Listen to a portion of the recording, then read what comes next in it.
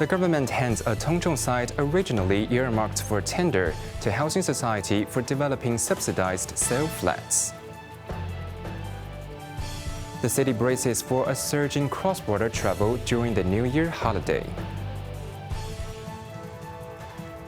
And the Chinese military conducts long-range live-fire drills near Taiwan, while the second day of exercises caused civil flight disruptions.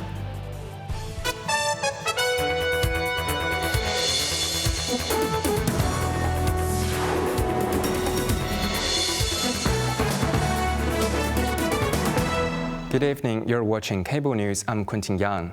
The government's pilot scheme inviting private developers to build subsidized homes appears to have suffered a setback after its plot in Tung Chung was reassigned to the Hong Kong Housing Society for construction of publicly subsidized flats.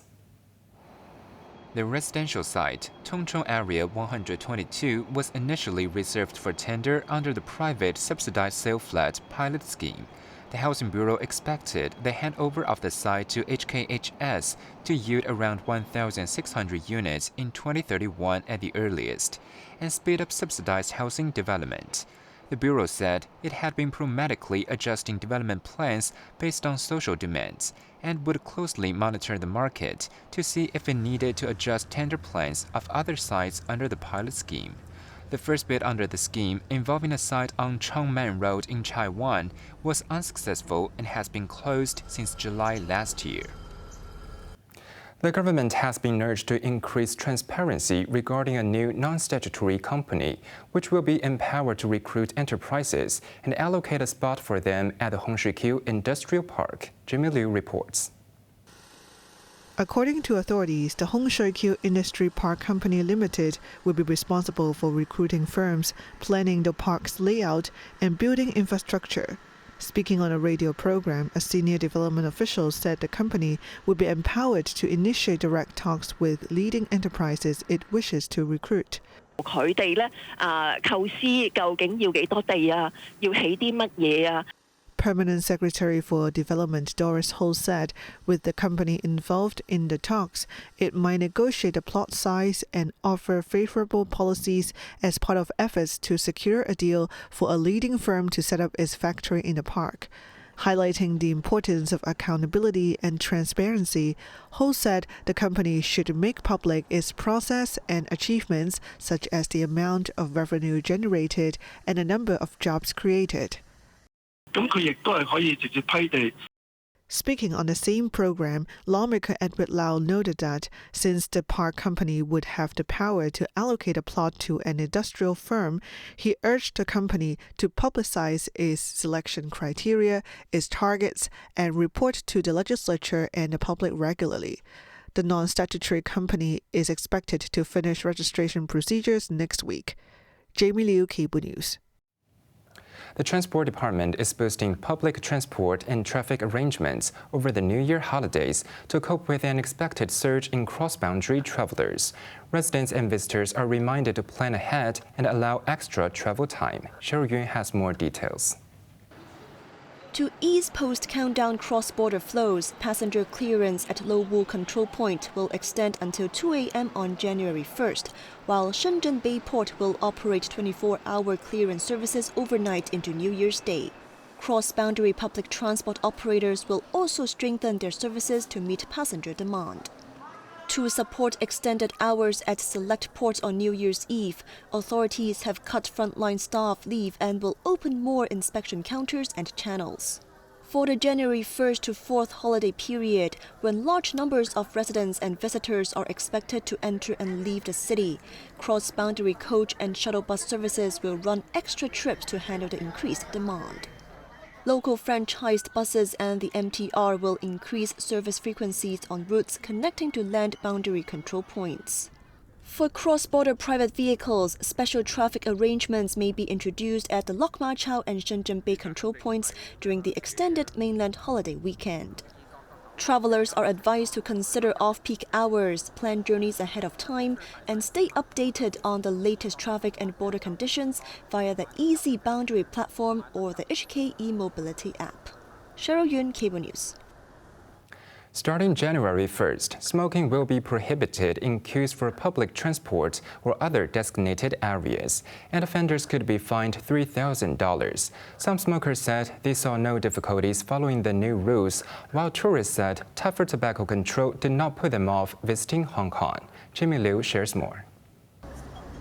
Starting from Thursday, Hong Kong will ban smoking at public transport boarding areas such as bus stops while waiting in a line of 2 or more people. The city will also prohibit smoking while queuing to enter other designated areas such as cinemas, theme parks and sports venues, and offenders could face a $3,000 fine. A smoker said it wasn't a problem for him to abide by the new measures and that he would smoke near a cigarette bin. For tourists, many said the strict tobacco control did not deter them from choosing Hong Kong as a travel destination. Joseph from Malaysia, who is a smoker, acknowledged the need to follow the rules of the place he visits. However, he suggested authorities place more warning signs to remind clueless visitors. The Department of Health's Tobacco and Alcohol Control Office said it would step up anti-smoking publicity at border control points, tourist attractions and bus stops. Jamie Liu, Cable News. The government has introduced a new risk-based hepatitis B screening program to further strengthen the prevention and control of viral hepatitis. Liver cancer is the third leading cause of cancer deaths in the city, while over 70% confirmed cases were associated with hepatitis B. It is estimated that approximately 410,000 people in Hong Kong have hepatitis B. Among them, 40% are unaware of their conditions. To heighten awareness and prevent new infections, the Primary Healthcare Commission is set to launch a pilot risk-based hepatitis B screening program early next year.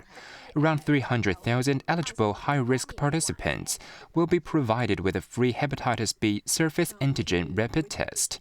If the rapid test is positive, they will be referred to their self-chosen family doctor for further blood tests and will further receive subsidized consultations, medication, and liver ultrasounds for ongoing monitoring.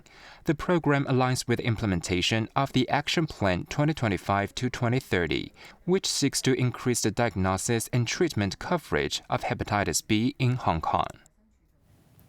Hong Kongers are advised to avoid all contact with camels when visiting the Middle East, as health authorities issued a fresh warning about the persistent threat of the Middle East respiratory syndrome in the region. The Center for Health Protection issued an advisory in response to a recent World Health Organization report, which documented 9 new human cases in the region over the past 6 months.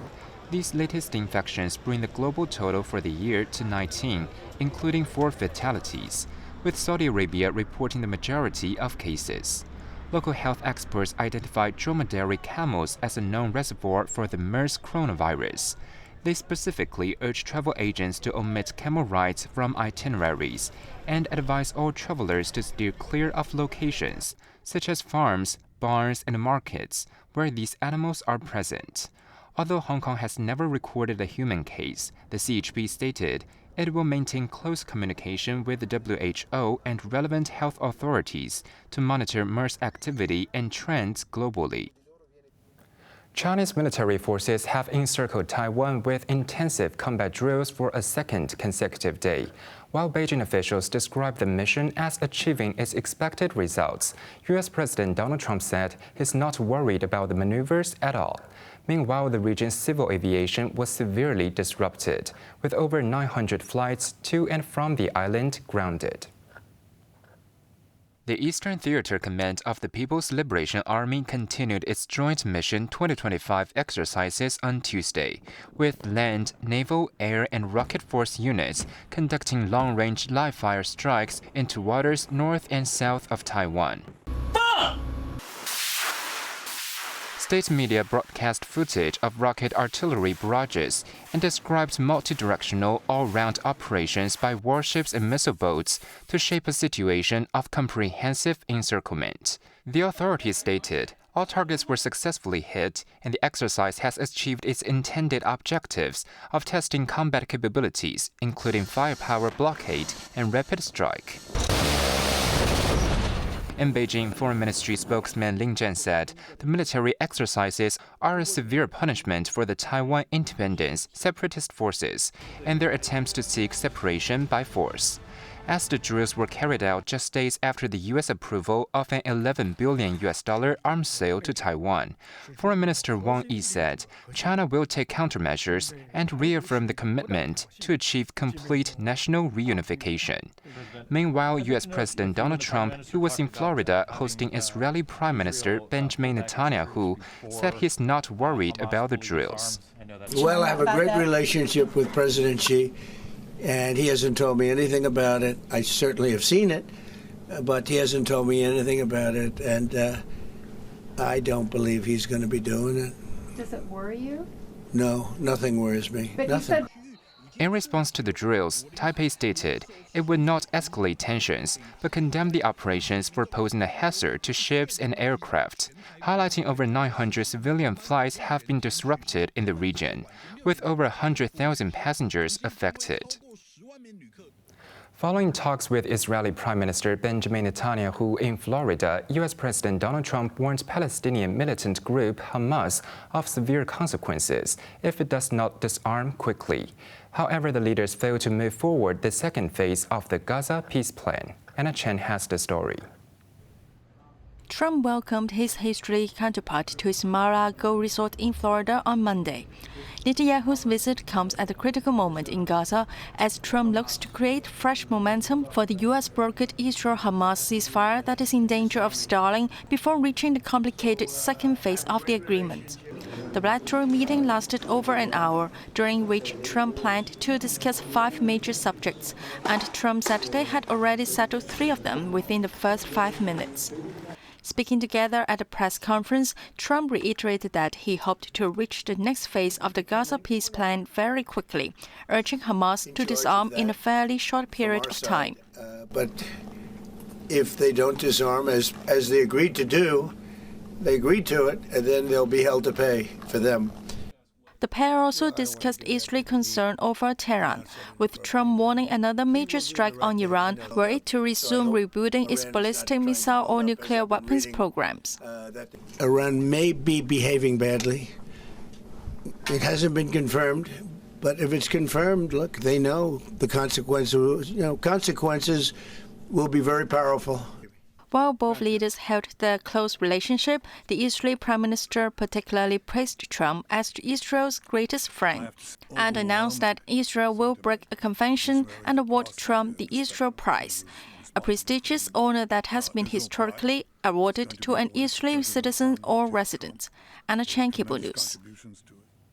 Grammy Award-winning artist Beyoncé has officially become the world's 5th billionaire musician, Forbes reports. The driving force behind her financial ascension is her unparalleled success on tour, according to the American business magazine. Her 2025 Cowboy Carter tour was the highest-grossing concert tour in the world this year, bringing in over $400 million in ticket sales and an additional $50 million from merchandise. This followed her massively successful 2023 Renaissance World Tour, which grossed nearly $600 million. Beyoncé now stands alongside an elite group of billionaire musicians, which includes her husband, Jay-Z, as well as Taylor Swift, Rihanna, and Bruce Springsteen. Forbes notes that, while she has business ventures in hair care, whiskey, and clothing, the foundation of her wealth comes from her music career.